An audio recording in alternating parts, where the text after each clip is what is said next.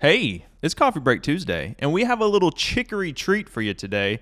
That's right, we're going to be discussing Louisiana's delicatessen, chicory coffee. I'm going to tell you what it is not, and how it came to be. Let's roll it.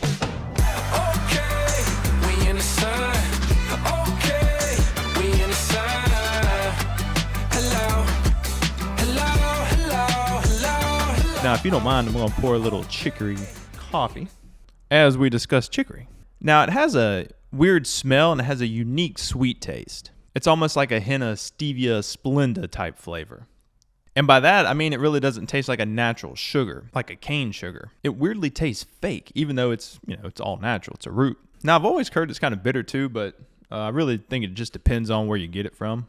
And I would not consider chicory coffee specialty coffee by any means, but it does hold a unique place in the hearts of the people of Louisiana, especially New Orleans. You see, this French dude named Napoleon went on an ass-whipping spree in the beginning of the 19th century, and it just so happens he owned Louisiana at the time. But right after selling us to Mr. Jefferson up in Washington, he slapped the continental system or blockade on Britain, which pretty much cut off any of the trade to the French allies and colonies. And being newly acquired by the mighty United States, we had peaceful ties with France. Now, Napoleon planned to use chicory as a hammer against the British coffee trade. Pretty much everybody in France started mixing or reducing the amount of coffee that they consumed and adding chicory as an adulterant. Now, my Creole people down in Louisiana wasn't going to let a tiny dude on a power trip an ocean away dictate their morning coffee routine, at least not entirely. So with coffee trade slowing dramatically under Napoleon's blockade, the people in Louisiana started to mix chicory in their coffee. Now, chicory is a plant in the dandelion family.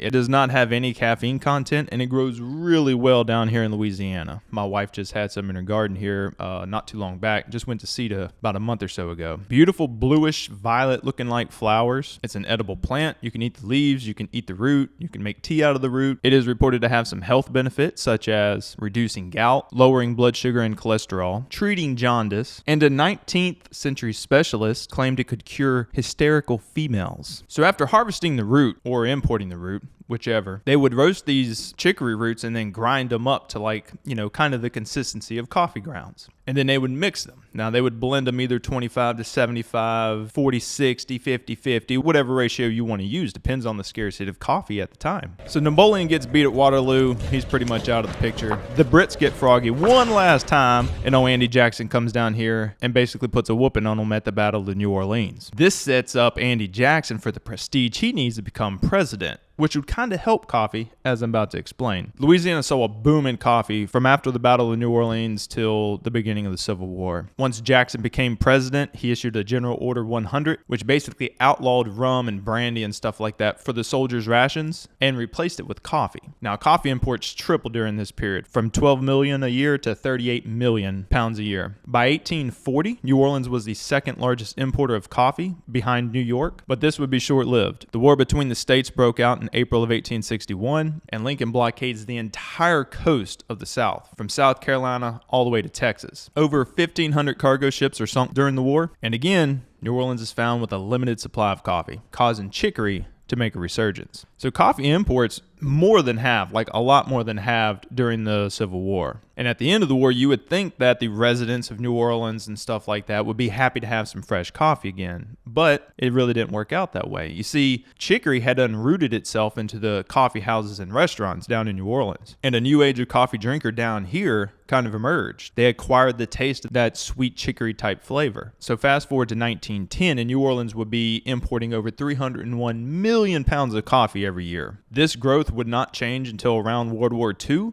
when again, we had to go back to rationing coffee, down in the region down here. Now, New Orleans, long accustomed to drinking chicory coffee, really didn't bat an eye. We was like, whatever, no coffee, cool, we'll just add some more chicory to it. And then as we continued on, but sadly, New Orleans is not the coffee importer that it used to be.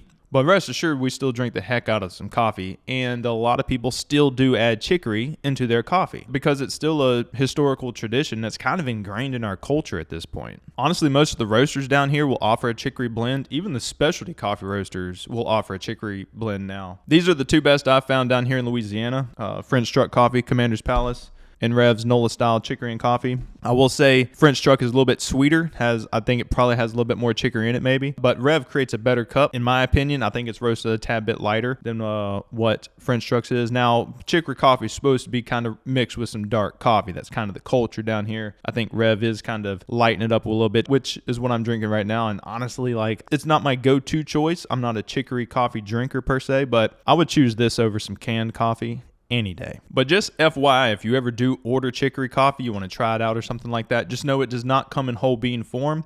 What they basically got to do is they got to grind up the chicory on its own, and then they grind up the coffee, and then they blend it together at that point. You don't want to be running chicory through your coffee grinders and roasters, and it doesn't work out that way. So they're done separately. They're not done at the same time. So there will be a ground coffee that you get. You will not get it in whole bean form. With that being said, I truly hope you enjoyed this episode. Thanks for hanging out with me on this Tuesday's coffee break, and I'll see you next week. Later.